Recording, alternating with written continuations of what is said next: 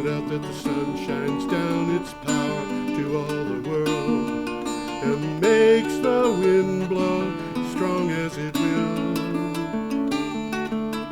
I wonder how gentle rains can fall upon the land, so lovely earth can stay lovely still. Hello, ladies and gentlemen. Welcome to the 561st edition of Energy Week with George Harvey and the amazing Tom Fennell. In the flesh. In the flesh. In He's in the flesh, but not in the studio. And today we're going to do news that was recorded at my blog from Thursday, February 15th to Wednesday, February 21st. We're recording this on the 22nd. And the blog is geoharvey.com, Geoharvey.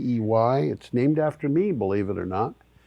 And if you go there, we're going to try to keep you apprised of the dates so you can go to the calendar, click on it, and see the news that went up that day. And there will be 15 items usually that you can go through to see which one is the article that you want. You can also go to a couple of links that are lower on the screen or somewhere. I can't see where they are because I'm in a studio. Anyway, one of them is it can download a file, which is the material that Tom and I use to do the show, and the other one actually takes you to the website that Tom and I use. And in that case, all of the material that we talk about, each news item that we talk about is represented by a picture and a link and a synopsis. So you're all set, Tom? I think so. We'll give it a try anyhow. Yeah, let's do that. I think that's a good idea. Okay, the first item that we have has a wind farm. These are wind turbines in India. I believe they actually are in India. I would believe it. Yeah, and this is from a publication called Swarajya. Something like that. Something like that, yeah. Only Asia on track to triple renewable energy capacity by 2030, fueled by growth in India and China. Yeah. Driven by growth in India and China, Asia is at this time the largest contributor to additional global renewable energy capacity needed to triple production by 2030. And this is according to a report from a global think tank, Climate Analytics, and that's what you have there. So, well, it's a step in the right direction, that's for sure. It is. The big countries that are really installing the most renewable energy capacity are India and China, which they seem to be. I think it's starting to sink into people that energy is cheaper if you don't have to pay for the fuel. Yeah. Well, the other thing is, if you look at a wind turbine and you compare it to a gas-powered natural gas-powered power plant, which is simpler? The wind turbine is, Which is simpler? Why don't you try photovoltaic? Yeah, which is simpler. And you can just go, the costs of these things are very low. And by the way, just before the show, I went through a list of the countries that were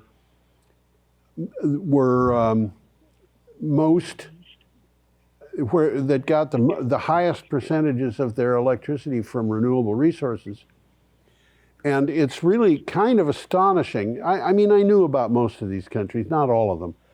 But we'll talk about one of them coming right up. Yeah, Iceland, Norway, Albania, I knew that, but we don't talk about Albania much. Bhutan, Costa Rica, Paraguay, Uruguay. These are countries that are basically getting 100% of their electricity from renewable sources. If not 100%, then extremely close to 100%. So I'm going to move on to the next item, Tom, if that's okay with you. It's okay by me. Okay, we have a picture of Lake Michigan. And the thing that's remarkable about it is that there's almost no ice on it. There's a little bit of ice on the beach.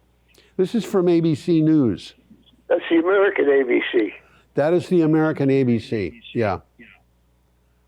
Well, why did ice not form in the Great Lakes this winter? Yeah, why indeed? Good question. Yeah, this is the winter that wasn't in the upper Midwest and the Great Lakes regions. The ice cover just kept melting away since last week's Great Lakes ice analysis showed that it was only 5.9%. With climate change, the Great Lakes are among the fastest warming lakes in the world. You know, that's something really to brag about, huh? Yeah. When I was a kid, you know, I lived across the river in New Hampshire, but I also lived in the area just west of Chicago. And at that time... At the same time? No, I was kind of going back and forth. I never perfected a way to be in both places at once. Basically, the Great Lakes froze completely every year except for the area around Chicago.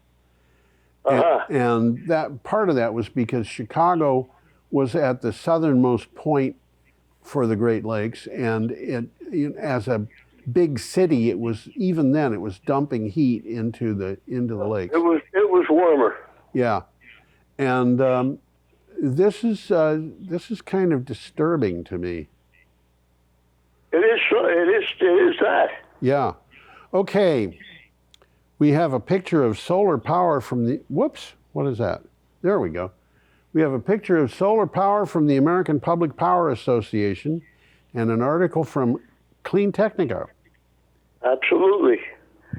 Texas shatters its own solar power record. Weird political situation or not. Yeah. Texas has emerged as the renewable energy pace setter in the United States, despite top public officials who don't have very nice things to say about clean power. The big dollars are flowing into clean energy, and Texas now gets more electricity from the sun than it does from coal. They don't want that to happen, but it's inevitable. Yeah, well, people in Texas are used to the idea that they have a good economy because of oil, which has been true in the past, and because of cattle. And they have been against renewable energy until somebody pointed out to them that it costs less for them, and they have to pay for it. They've been very, very much against it. It's just kind of they have bordering on foolishness. Bordering? Yeah, I think it's pretty foolish. Okay, we're up to Friday, February 16th, and we have a picture of a nuclear power plant. I think that's in Belgium, that nuclear plant. And we have, huh? It doesn't say where it's from, so I don't know. But I put it up, so I knew at one time, and I think it's Belgium. This is from MENAFN. I bet you $1 that the N stands for nuclear. No, it doesn't. No? No, the article comes from MENAFN. I don't know what the FN stands for, but MENA is Middle East, North Africa. Oh, okay. And that's a acronym that you see very often. What do you have for title? Is nuclear the answer to Australia's climate crisis? There are 4 arguments against nuclear power investments. Olkiluoto, Flamanville, Hinkley Point C, and Vodal, which looks like it should be pronounced Vogtle. They are the latest generation plants completed, or nearly so, in Finland, France, the UK, and the United States. Their cost overruns average over 300%, and more increases are coming. That's incredible. It's unbelievable. And you know, this is one of the things I've been thinking about this. One of the big advantages of nuclear power is the amount of money that people spend on it. And the way that they spend the money, because there is so much money involved that nobody is willing just to cut loose and abandon the thing. They do once in a while, but not very often. And you know, so the nuclear plant is projected to cost $12 billion, and it costs over 36. So it's 3 times what they budgeted. Yeah. Yeah, and you know what? They can do that for one simple reason. And the reason is because the consumers pay for it. They're captive. They don't have a choice. If the Public Utility Commission says you have to pay for it, they have to pay for it. And you know, if you want to do it right, the way to do it is to tell the people who are building the nuclear power plant that it has to be built on the schedule that they say, or they're going to have to pay a penalty, and it has to be built for the cost they project, and any overruns they have to absorb. The moment you do that, the nuclear industry is going to stop these overruns, and you know what else will happen, Tom? Tell me. At that point, they will stop building nuclear power plants because they'll have to admit they're too expensive. They're not economical anymore right now anyhow. They're not. That's just the way it is. Okay. Well, I'll give you the title anyhow. Quote, The Uruguay Way. Yeah. Achieving Energy Sovereignty in the Developing World. That's right. This is from earth.org. Oh, I see there's a link missing. You didn't get into this one, did you? My fault. Did you read this, or? Did I leave you? Read this. It looks like the link is missing. Well, I'll read it again. No. You don't have to do that. I'm just saying you might not have been able to get to the article. Let me read the synopsis. There's a picture there of wind turbines in Uruguay. As it successfully transitions away from fossil fuels, Uruguay now generates up to 98% of its electricity. By the way, in the United States, it's about 20% from renewable sources. The country offers lessons in energy sovereignty and the importance of community engagement in reducing greenhouse gas emissions. Well, Uruguay has historically had a lot of hydro. Yeah, Paraguay too. Forever it's had hydro. Yeah, Paraguay too. Paraguay produces about 1,000% of the electricity it needs. But go ahead. Okay, moving right along. Yeah, okay. Well, I was going to say Paraguay produces that electricity, and it sends all the excess to Argentina and Brazil and makes money on it. So yeah, absolutely. We've got an image here, which is a chart that shows planned utility scale electric generation capacity additions for 2024. And the article, let's see, the article is from Clean Technica. It's pretty well skewed to the right, isn't it? Well, the thing that's interesting about this is that if you look at that circular thing on the right side, the circular chart, yeah, you can see that 58% is solar, 23% is battery, 13% is wind, and only 4% is natural gas, and that's all of the fossil fuels that are being added. One thing that is not shown on this is that this shows 2.5 gigawatts of new natural gas plants being added, but what they don't show is that almost exactly the same amount of natural gas plants is being retired this year too. So there's no gain in natural gas, and also about the same amount of coal and oil is being retired. So the total capacity of fossil fuel plants is in decline. Well, let me read the title and then you can comment on it. That's a good idea. solar and battery storage to make up 81% of new United States electric generating capacity in 2024. I got news for you guys. It's now. Yeah, that's right now. Developers and power plant owners plan to add 62.8 gigawatts of electric generating capacity in 2024, this year. And that is according to data in the EIA is the Energy Information Administration, preliminary monthly electric generator inventory. The largest share is solar at 58%, followed by batteries at 23% and wind at 13%. So basically what we're doing is we are installing renewable energy at a very fast rate, much faster than actually as I said earlier, the amount of fossil fuel generating capacity is actually falling. Well, the times they are changing. They are. We're up to Saturday, February 17th, and we have a picture of Stradbally. Which is in Ireland. It has to be in Ireland. How could a picture like that be anywhere else? A green revolution powered by renewable energy. This is from BNN Breaking. The electric... Whoever they are. Yeah, whoever they are. Pardon me. The Electric Picnic Festival, nestled in the heart of Stradbally County.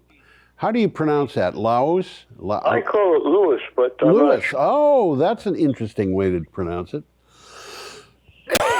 For the Irish. Yeah, I will remember that.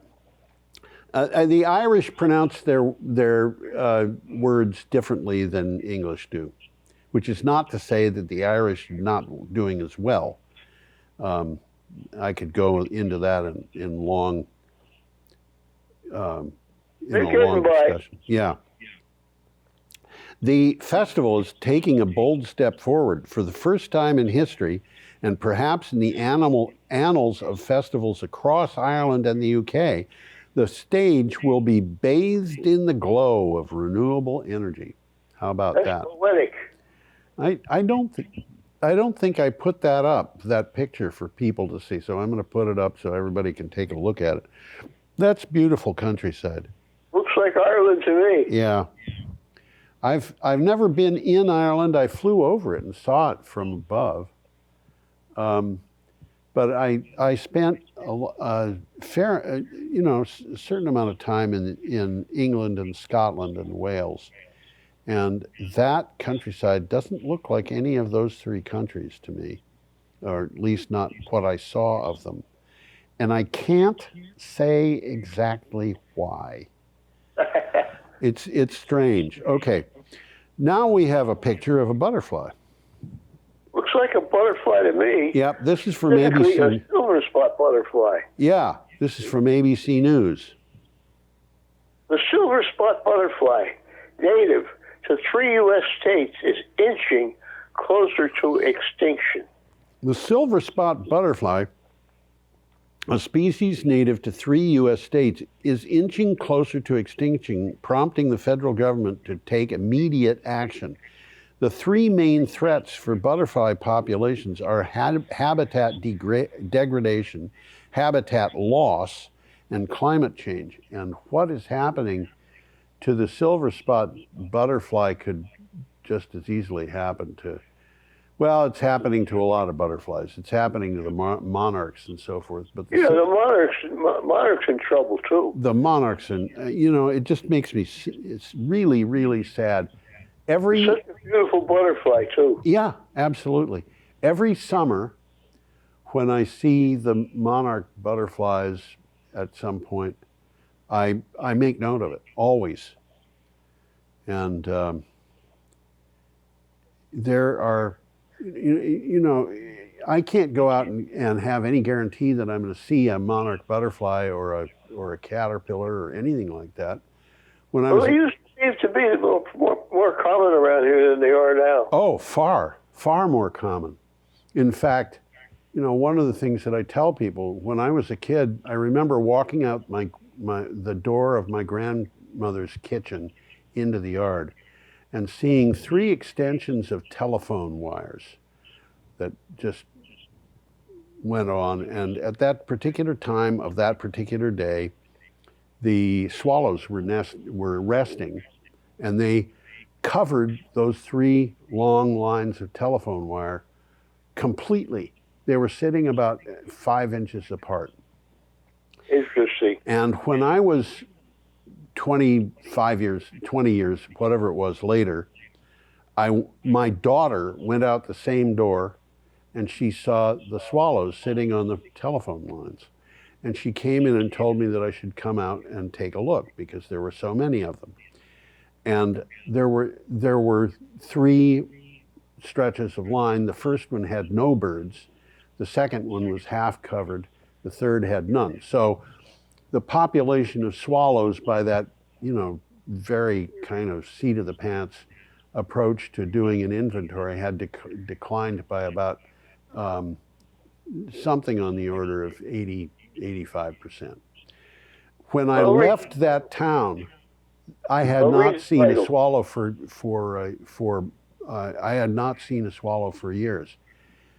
When I was a kid, we had a lot of mosquitoes. When I left, there were very few mosquitoes left. Obviously, not enough to support the population of swallows. And that is despite the fact that I know that the area around my house was never sprayed for mosquitoes. What we did have, though, was ticks. Never had ticks when I was a kid. They have ticks now, including deer ticks. So we are up to... The title says, and I quote, Oregon Power Company requests nearly 17% spike in rates. Yeah. Huh. That's a picture of Oregon there. I don't know how they made the road so blue, but this is from KGW, which I think must be a radio. I don't think it's a road. I think it's a river. No, that's a road, Tom. Believe me. Yeah, it's a road. A blue road. Yeah. Okay, one of Oregon's electricity companies, Pacific Power, requested a 16.9% rate adjustment to invest in wildfire risk management, transmission infrastructure, and renewable projects. In addition to the increased wildfire risk, extreme weather events were cited as a reason for the request. So absolutely. They're having problems. This is something that's been happening where, in what was it? PG&E, wasn't that the one that had the huge lawsuits against it because of wildfires that happened when power lines? I think it was. Yes. Yeah. This is not good. It was devastated by fires. Yeah. Okay, we're up to Sunday, February 18th, and we have a picture of a place in Norway. That's what it says. Complete with antlers all over the roof. And a Ford F-150 in the middle. Yeah, in a color of blue that I think is unnatural. But the sky looks too blue in this too. And that's an electric car, isn't it? Yeah, the F-150 Lightning is electric. Yes, it is. And this is from Clean Technica. Ford F-150 Lightning makes it the #1 electric vehicle market in the world. How will it do? Yeah. Now, what's the #1 electric vehicle market in the world? Norway. That's why the picture's in Norway. The F-150 Lightning had just a little more than 24,000 sales in the United States in 2023. That is a far cry from the 150,000 or so annual sales the company is targeting.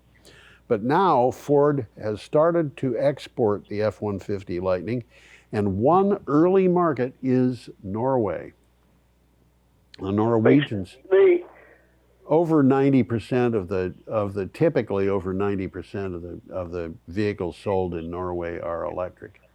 And when I mean electric, I mean not hybrid, but fully electric. Fully electric. electric, huh? Yeah, yeah, they're very big on that. Well, they're a developed country that has a fair amount of money, which they got by selling oil and gas. And they got no source of local oil. Oh, they don't need one. They've got offshore oil rigs in the North Sea. That's right. They are. Yeah, they do. Absolutely right. That's right. And so they have, as I mentioned earlier, close to 100% of their electricity comes from renewable resources. Why in the world would anybody want to spend money on gasoline or diesel oil when they don't have to? Okay. People are coming to realize that. Yeah, they are. I think that is the case. Now we have a picture of Australia. That is Australia. That's what the picture says. Yeah, it's what it says. And, Comes from an outfit called Fizz.org, whatever that is. Fizz.org. It's a company or an organization that's into physics, I guess. Climate change is forcing some Australians to weigh up relocating. Yeah, big environmental changes mean ever more Australians will confront the tough choice of whether to move home or risk staying put. Hotter and more humid weather, increased flood risks, droughts, bushfires are already causing falling populations in some places.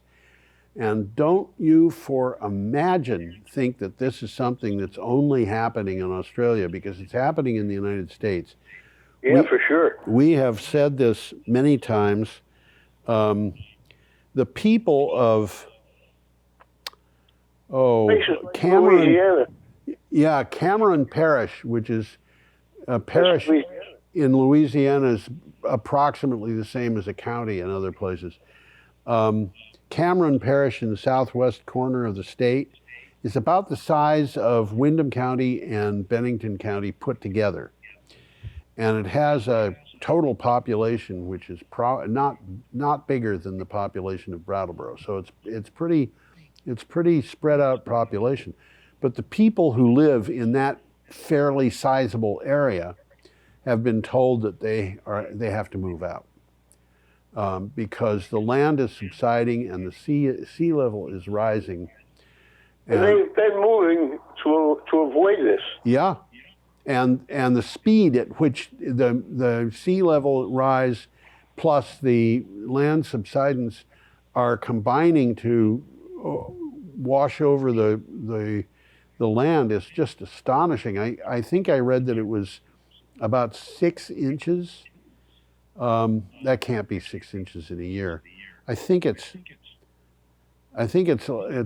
like 6 inches in a decade, but I think, don't quote me. But the point is, their land is just falling under the sea.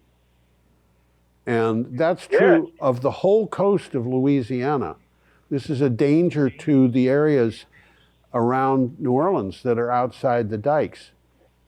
People in those areas have been told you have to move inland because this is all going to go underwater. And this from a Republican government that wants to claim that climate change isn't happening, or more likely that it isn't caused by human action. And I looked into the science of that, by the way, and the idea that it is caused by human action is pretty compelling to me. Okay. Well, the next one coming up is about a home explosion. Yeah, it's sad, but that's what happens. That's what the picture is. The picture is of that particular home explosion. That's right. That is right. This is the Loudoun County Fire Department took that picture. This is from ABC News. 1 firefighter killed, 10 more injured in a catastrophic house explosion in Virginia. A firefighter was killed and 10 others injured when a house in Sterling, Virginia exploded, the fire chief said. A resident had reported smelling gas. A 500-gallon underground propane tank on the side of the house was leaking gas. and the gas leaked into the house. Up. And the people in the house had managed to evacuate themselves and call the firefighters, but of course they had to figure out where the gas was coming from and how it was getting into the house. And as they were doing that, the house exploded. And it created... Did a good job of it too, didn't it? Yeah, it created quite a mess. But that's, this is one more reason why gas is not such a good idea. Okay, we are up to Monday, February 19th, and we have an article from Clean Technica. And that's the Mississippi 2 solar park in Texas. Yeah, it's a big one. Solar park in Texas, wow. Yeah. So what do you got for title? The Texas solar energy revolution is going global. Well, this is taking that article we talked about earlier onto a next step. The solar industry in Texas is in a weird situation politically. But it is. Yeah, but that doesn't seem to stop investors who want to pump money into the state's economy. The latest news shows how manufacturers in other states and countries can base their clean power profiles on Texas renewable energy projects. So there you have it. And you know as much as I do. What do you think of that, Tom? Well, this weird situation is that nobody likes solar energy, but there it is. It's the best bet. Oh, I'm going to write an article about solar energy and using. That'd be a good idea. Well, the thing is, using agricultural land. People in Vermont are so upset about the idea that a farm would be turned over to solar, and there is agrivoltaics, and the research and so forth that's going into that is really impressive. And in fact, there's an article about it that I wrote. Did I write it? Maybe I didn't, but it is. I don't keep track of these things, mind you, because I edited a lot of them. But there was an article in the current edition of Green Energy Times. But I looked up two statistics recently, and one of them was how much area of land would have to be covered if we were to power the entire country, all of our energy, not just electricity, all of our energy from solar power. And it turned out that it was something like, 19 million acres. And I thought, how big is that compared to some state? And I saw that it was very big compared to Rhode Island, bigger than Rhode Island. So then I thought about that for a minute, and I thought, I wonder how much acreage is given up for growing corn for ethanol. And it turned out, good point. More acreage. It was like 3 million more acres is used growing corn for ethanol than it would be used if we powered the entire country with solar power. Which means that if we could somehow, and this is not possible, but if we could somehow develop all that 19 million acres in areas that are now corn ethanol farms, it would free up 3 million acres for other things. Well, I think eventually people will realize this. And to quote Bill Clinton, misquote him, it's the economics, stupid. Yeah. Okay. We have an article now that is from Clean Technica, and it's about geothermal heat pumps, and it has a picture of a house that looks like it was built on a cliff. Obviously, see how that cliff has got right angles. That's right. It's absolutely straight. This is a drawing. It's a rendering that is a cutaway. Shows a cutaway of what a geothermal heat pump system looks like. By the way, there's some geothermal in Brattleboro. Oh, geothermal heat pumps? Okay, I believe you, because there's been a big... heat pumps or not. Up by the high school, there's a development. You've told me that before. Part of that is geothermal. Yeah. Okay, what do you have for a title? New study projects geothermal heat pumps impact on carbon emissions and electrical grid by 2050. Yeah, modeling analysis led by the Department of Energy's Oak Ridge National Laboratory gives the first detailed look at how geothermal energy can relieve the electric power system and reduce carbon emissions if widely implemented across the United States. So basically what's happening is these, you know, if you think of the cost of heating a house, a good cold weather air source heat pump is in general pretty close to it's pretty close to being the cheapest easily available energy source for the area around where we live in Brattleboro in southern Vermont. But there's plenty of geothermal right here in Vermont. Right, but the geothermal is much, much cheaper yet. And Yep. that the whole thing of geothermal heat, I'll tell you what it reminds me of. I had a friend who was a I don't think he was a physicist. I think that I forget what kind of science he was in, but He was a scientist. he was a scientist. He was teaching science at high school level. And he told me, we had lunch together one day, and he told me, if you ever want to find out what the average temperature of the climate that you're in happens to be, you can dig down a certain distance, 5 feet or something like that. And, Is that so? Huh? and measure the temperature there. And that temperature will, for practical purposes, go with very, very, very little change over the course of a year. And he said the reason is because it's deep enough that it's not affected by quick changes like, the coming and going of weather patterns. Right. And if you go below that, you go into a region where the temperature is warmer, typically, than it is on the surface of or 5 feet down. And that's what they go into with these geothermal systems, into systems that are warmer than what you find elsewhere. Okay, we have an item from GreekReporter.com. We got a picture of some transmission lines. That's right, we do. And those transmission lines, according to the stuff I think they actually are in Greece, but what the heck? I said heck, that's not good. Okay, what do you got for a title? Greece, set to become a major energy exporter to Europe.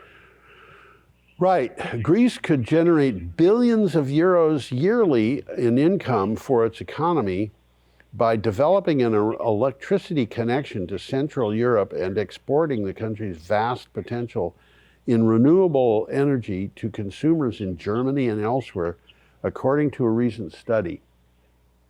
I think that's happening. It is, but it's something that I personally regard as weird. And the reason I say that is that almost any country can provide for all of its electricity by using its own resources that are there. The resources that are available that are renewable are very broad. I mean, you've got wind, you've got hydro, you've got sun. You've got ocean currents, waves and tides and currents. There's a lot of places where you can harvest energy. We've got energy all around us all the time. And I honestly think that we're in a position where almost anybody should be able to get all the energy that he needs from very close to home. Why do we have transmission lines? And that, I think, is important because, wind turbines are blamed for killing birds. What's the big killer of birds? You know, wind turbines or transmission lines. If you have above ground transmission lines, they're gonna be killing more birds than wind turbines do. I would think. And here we're up to Tuesday, February 20th, and we have a picture of wind turbines. Like a wind turbines, absolutely. Isn't that amazing? Okay, this is from Renews, and we have a picture of offshore wind turbines. Australia's offshore consultation is kicked off. Yeah. The government of Australia is seeking feedback on the benefits and effects of future offshore wind developments in a proposed area in the Indian Ocean off the Bunbury region of Western Australia. The area is at least 20 kilometers from the coast, which is what, Tom, about 13 miles? That's about right. Yeah. Has quality wind resources and some relatively shallow waters. And those are the things that you really need to develop traditional offshore. I don't know, why should I talk about traditional offshore wind turbines? You know, I mean, when I was a kid, there was no such thing. So what's traditional about them? What's traditional about it, right? But yeah, standing on the ocean floor instead of floating, which is a somewhat different proposition and a little bit more expensive. So they're starting to look into Western Australia as a source of offshore wind. I should explain to people, Australia is kind of broken up between the eastern states, which are Queensland, New South Wales, Victoria, Tasmania.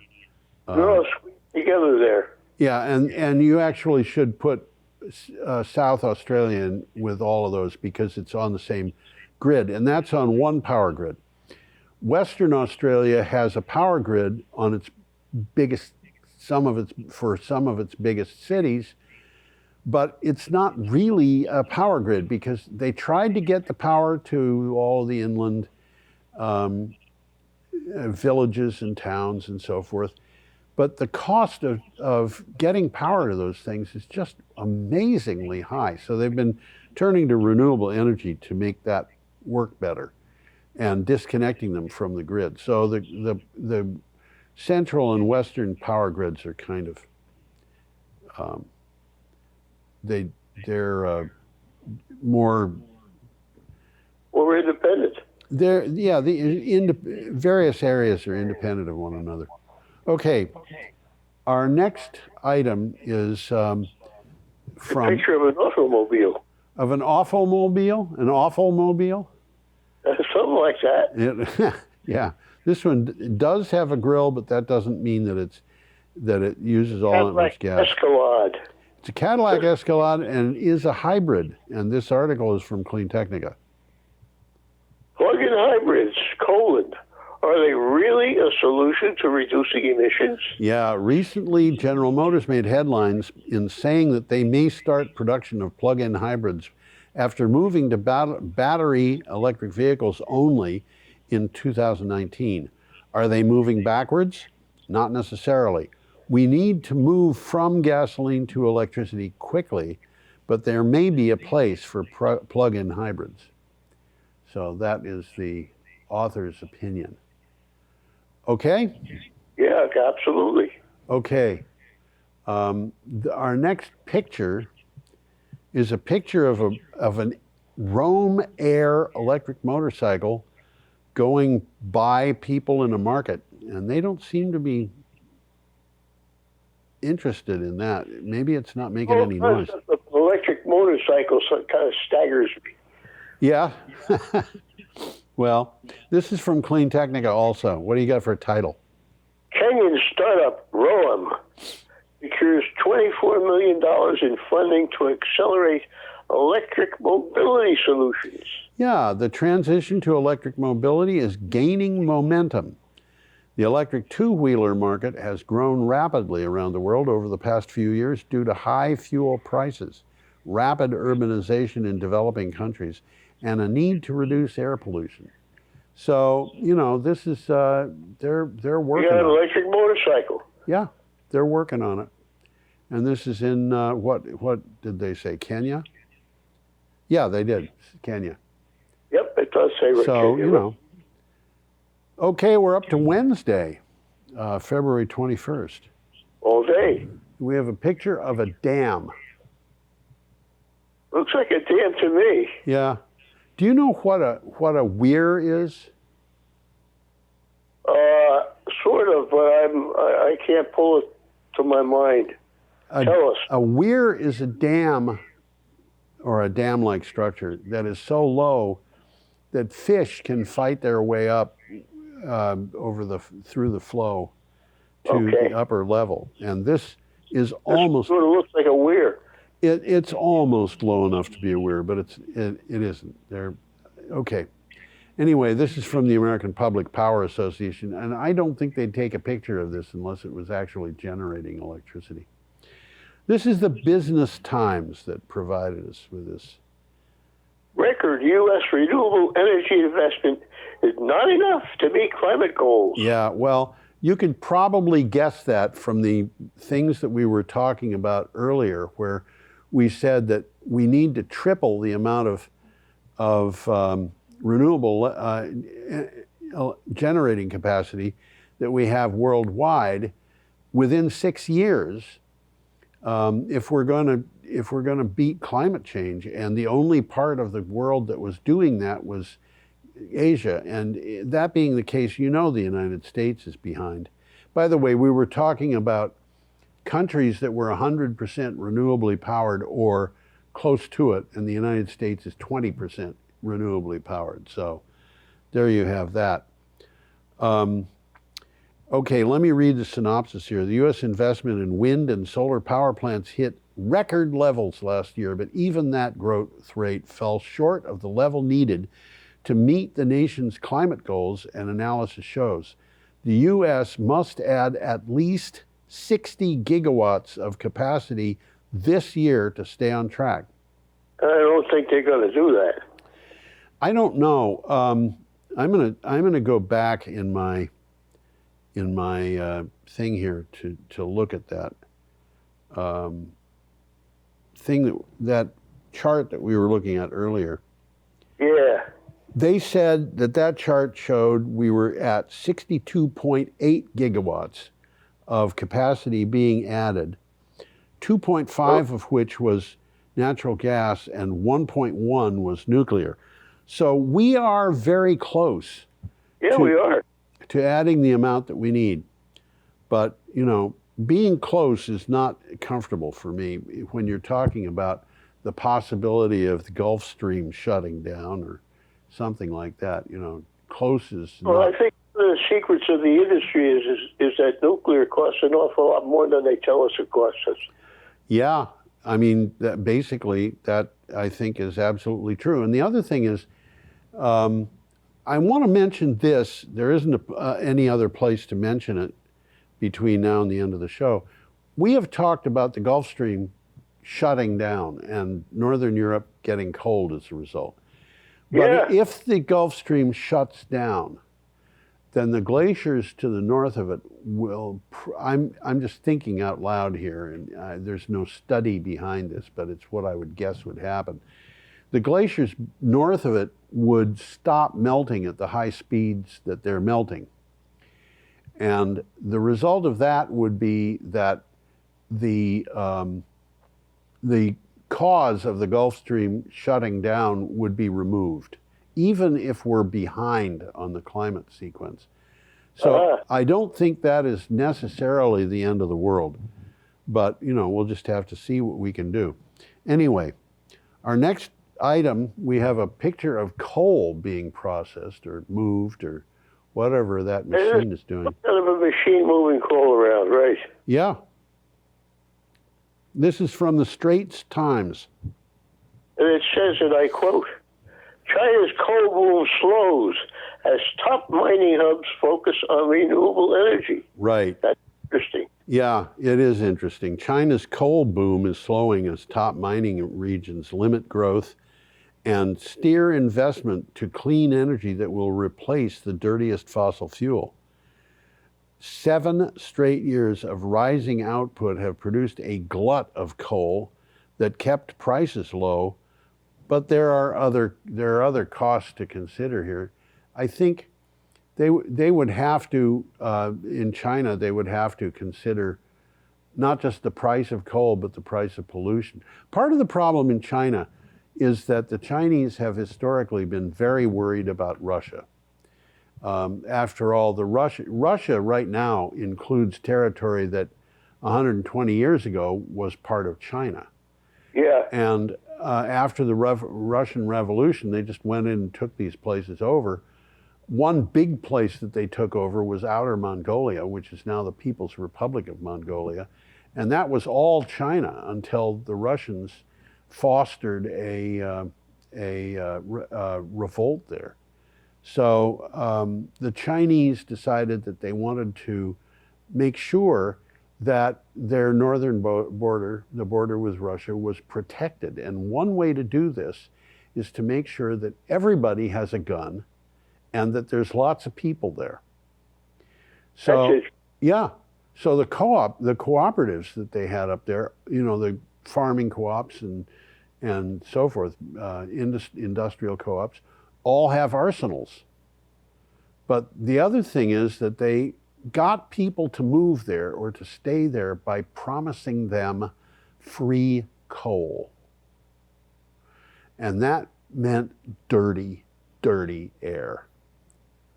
Which means that, you know, promising somebody free coal, promising all the people in a town free coal, when that's how they heat. Oh, it sounds encouraging. It sounds to me like it's promising everybody an early death. You know, it's just. Well, it's certainly promising them bad air. Yeah, bad air, and a lot of people died because of that. You know, and it was because the Chinese were worried about Russia. Well, it says, but there are other costs. Yeah, and the other costs are bad air and, you know, economic doldrums and so forth. Now, here's an interesting picture, Tom. A picture of a choo-choo train. Well, it's not exactly a choo-choo train because there's no choo-choo component. It's not a steam engine. Correct. Yeah. There are 3 locomotives pulling this train. The first one is pointing to the right, the second one is pointing to the right, and the third one doesn't look quite the same because it's pointing to the left. And they're all probably powering, the cars may have motors at their wheels. So, yep, they probably are. Yeah. And this is from a mining company. This is from Rio Tinto. And in fact, if you look, you can see that there's the words Rio Tinto right under the window on the first locomotive. Well, it's a privately owned train. Yeah, and it might even be a privately owned railroad. Yeah, that's true. Yeah, Rio Tinto is a big, big, big mining company. So why don't you read the title? This is from Australian Manufacturing Forum. I quote, Rio Tinto doubles down to produce renewable aluminum. Now, you have to explain that. That's heavy. That's heavy, yeah. Miner and aluminum producer Rio Tinto has doubled down on its moves to decarbonize the aluminum production chain. It announced its second renewable power purchase agreement, which will supply its Gladstone operations in Queensland. It is Australia's largest power purchase agreement. Now, here's the deal. Aluminum is highly reactive. I mean, highly reactive. Yeah, it is. If it wasn't for the fact that as soon as you skin the surface, it oxidizes. Yeah, the surface oxidizes, and unlike iron, which has rust, and the rust falls off and exposes more iron, and the rust is somewhat porous, which allows things to get in, aluminum oxide just stays on the surface, and it's pretty hard. It's hard for abrasion to get through it. But it protects the aluminum underneath. Yeah. Aluminum, however, is extremely reactive. And for practical purposes, aluminum does not exist as aluminum in nature. It's not a metal in nature. It's always part of some compound. And there's a huge amount of it. I think I read once that the average garden has, well, I was going to say a percentage of aluminum, but I don't remember what it was. It might have been 10% of the garden is aluminum. But it's, by the way, the article calls it aluminium.